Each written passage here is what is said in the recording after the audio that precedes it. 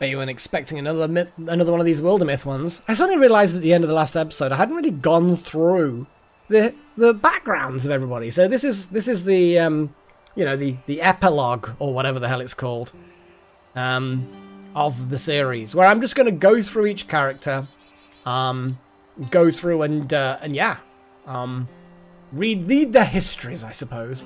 See which hooks they managed to complete, because it looks like you get ticks when you do it. So, Nakomi Summers. Nakomi grew up the elder of 2 daughters. A reticent girl who ignored most people her own age. Her mother, Lyanna Summers, was the Waterwoe printer, a smart, songful, and patient woman who never married. She died suddenly of autumn fever when Nakomi was 17, leaving her alone to care for a 14-year-old sibling. From tales of knights to fond-hearted memories of mum to memories of younger games. Nakomi kept wishful music in the house. She gave the kid an education in fantasy, and that helped them both through their grief. She would remain a wounded defensive spirit for the sum of her life, treating each coming year with apprehension. And guided by a simple dream, preserve all you love for as long as you can. Growing increasingly troubled by her dreams, she fixed upon one that seemed to offer a destination, and so she crossed wilderness, came to a cottage where a dreaming sage lived. The sage's generosity eased her mind, and she was able to sleep again undisturbed. Nakomi thought she had long outgrown the need for a parent's love, but in the dwelling chimes she met an old man who had lost his only child, and 2 wounded hearts healed each other. On a night like any others, Gwynley the Dream Chanter strolled into camp, a singer and storyteller Nakomi had always admired. The night's memory swayed warm in her gut all the long, songless nights thereafter. So, basically, monsters killed 80. You fought with Thrixel with the Kestrels of Panthers Darkness. Look at that. Amazing. We are then going to turn around and look at off by one. What is your history?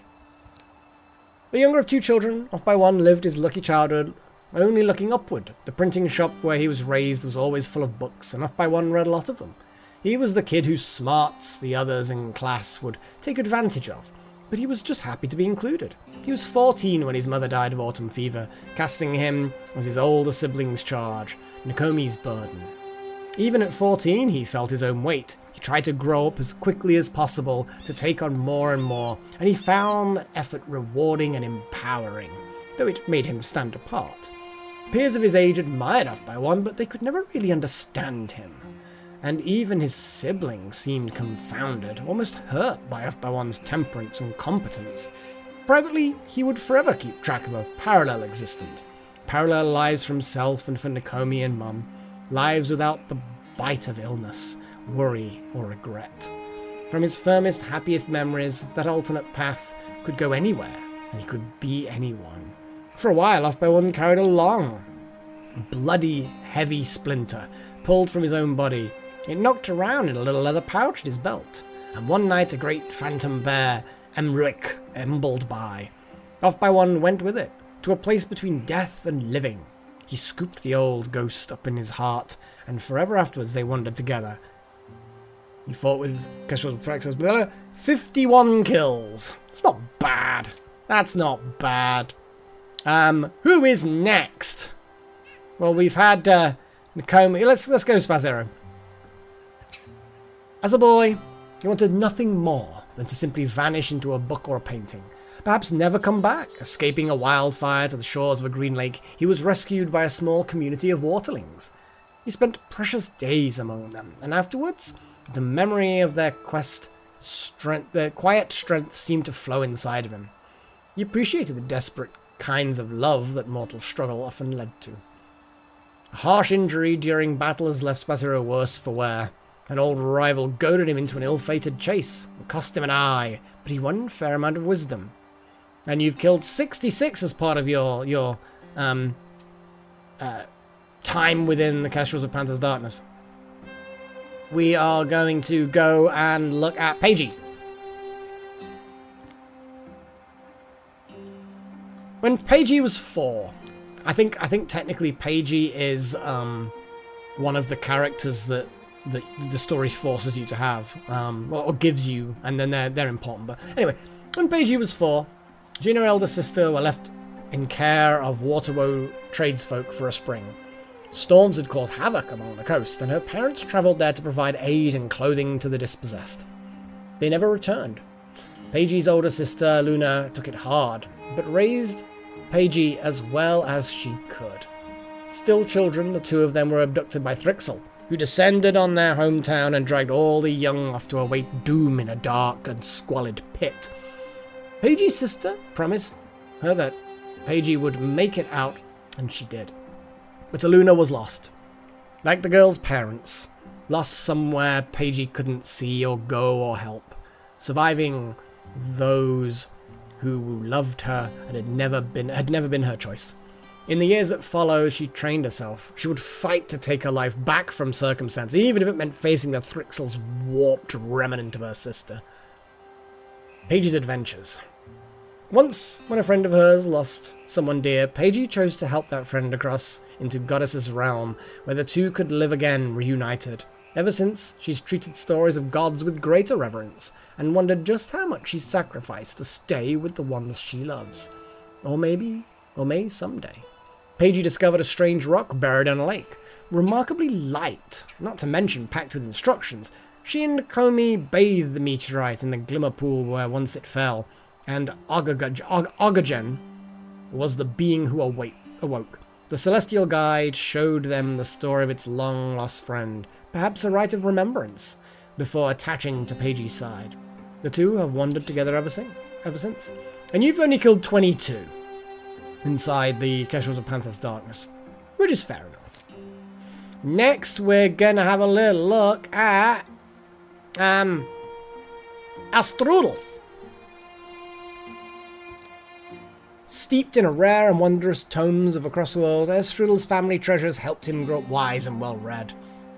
He left Waterwoe as soon as he could, eager to unravel the mysteries and romances both. He stood on hilltops wherever the moonshine distance clung to sunset, and wondered what it is to truly love. Waking one day from a dream of a great masquerade in a redwood ballroom, figures pointing to firefly chandeliers, he got an intense desire to wander. You killed 16 as part of the Kestrels of Panther's Darkness. Fair enough. Fair enough. How about you, Leaf?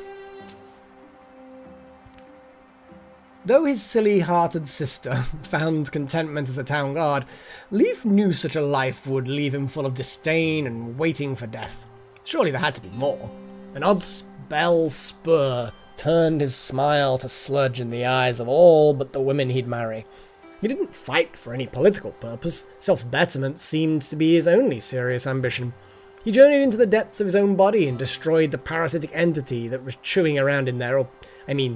Was it all weird encounter with some imagination-bending monster, a manifestation of fantasy that became indistinguishable from reality? But, I guess it doesn't super matter. Anyway, Leaf won, and that was good. You killed 17 things as part of your indentured sir in the Kestrels of Panther's Darkness. And then finally, I think I've done everybody now. Viper, the newest member. The other Waterwoe kids called him Pirate. In those days, Viper hoarded his treasures under floors and stones and hid his feelings under an irritating smile. His summer as a rabbit farmer's assistant was particularly terrible. Rabbits are very lame. He needed action. His parents came down with a horrific wasting sickness. Angry and insisting they deserved better, he went in search of the cure. After years of travelling and searching for them, Viper's finally attained his dream of joining the party. And, yeah, you didn't kill anything. Sorry, dude. you were really late in the game. And then finally, we're gonna have a look at these two, who are my trusted, pair for the longest time. The story of Adsho. This is going to be a bit longer.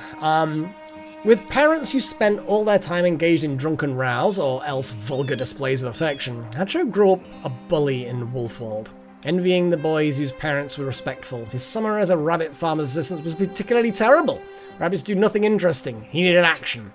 Some full moons, he was found shivering by the water in his underclothes, and he would turn and whisper with damp eyes, "There's a better way." I mean, it seems like rabbit farming's just big in this world. Acho took a hit to the eye and left him unable to use it anymore. He trained with a knight of the Warless Order, learning how to search out the physical geometry of magic. Ever after, he would work at aligning himself to the world's hidden shapes. Acho's inner passion drew him into a mysterious fire spirit, which now burns within his body and soul. An old rival goaded him into an ill-fated chase. It cost him an eye. I guess it's the same eye? But he had a fair amount of wisdom. When his teacher disappeared in the grasp of weird monsters from beyond dream or story, he knew he had to do whatever he could to, well, whatever he could do. He was cursed with a rat tail for getting caught trying to deceive ancient spirits of nature. He was, yeah. Fought Morgathi in the Stalwart Assembly, Deepest with the Stewards of the Guttering Flame, Thrixel in the Secret Sparrows Assembly, fought Dralvin in the Reavers of the Beetle, and Thrixel in the Kestrel. 314 kills. And we've got Tiff, my favourite. Oh boy, let's see what you've got, Tiff. Jeez, you got the most. A single mother was all it took to teach Tiff goodness and strength. Still, she wished there was been someone there for her mum. A caravan of bankers recruited her for a talent at mending coin boxes and cart axles. Unfortunately for the bankers, she who puts it together knows how to pull it apart. The land was beautiful to her, and good. She hoped to convince others to love and protect it as she did. Tiff took the oath of Lucius, following the path of her ancient ancestors, and was transformed. That basically was immediately become a wolf.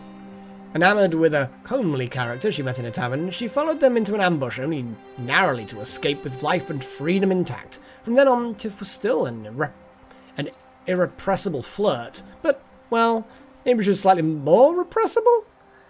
Tiff earned the Star Heart by telling a fantastic tale under the sweltering stars at Mark Chimes. Blessed with the voice of the land's forest, Tiff's speech is enchantingly songful, resonant, reminding those who hear it of fresh pine, deep roots, and pleasant wind. Well, I hope that this was her voice, so I'm hoping that that's, matches the description that's there. Tiff was granted the honor of apprenticeship in an ancient mystical order of guardians. After her death, she'll be initiated as a full member. It's kind of weird. Tiff was found at the foot of a mountain by hill painters. A young rambling woman slashed open on the cusp of death. She recovered completely over the course of a year, in the care of those wild dwellers. Deeply grateful and in hopes of helping her hill-painting hosts, Tiff stayed among them as a guardian and a hunter, until one night, 3 desperate souls needed her guidance. So began the next adventure of her life. Deep under a thundersplit mountain, she stumbled upon an ancient temple to Damut, Thanaric god of rivers, words, and rhyme. For Tiff, who had always held a secret passion for study of ancient Thariland, it was a life highlight, and a subtle sign that all she'd learned and lived through had prepared her for this journey. But a harsh injury during battle left Tiff worse for wear. She defeated a Morgathi infestation and saved a village, adding a bold new tale to the legacy of the party. Holding back her wolfish instincts during the heat of battle has left Tiff with a slightly lessened connection. Morgathi Stalwart Assembly, Deepest, the Steward, Gorgons and the Unukan's Secret Legacy, Thrixel, the Sons of Paradise Lost, the Dralvin and the Reavers of the Beetle, the Deepest and the Testy Test Testers. Yeah, I think that, yeah, I used her in a test group. And then the Kestrels of Panthers Darkness. 524 kills! That's crazy. That's mental. And she's got a lot going on. A lot going on. Oh yeah, a lasting wound. Her health is lower because of that. And dissipated. That's a thing, I guess. But yeah. It's because of her wolf legs that she's so bloody fast. I mean, just ridiculous. All that speed. So yeah, that's it, guys. I hope you enjoyed this short little episode where I go through the history of the characters that we went through. And, well, I guess I'll catch you next time. Until then, though, cheerio.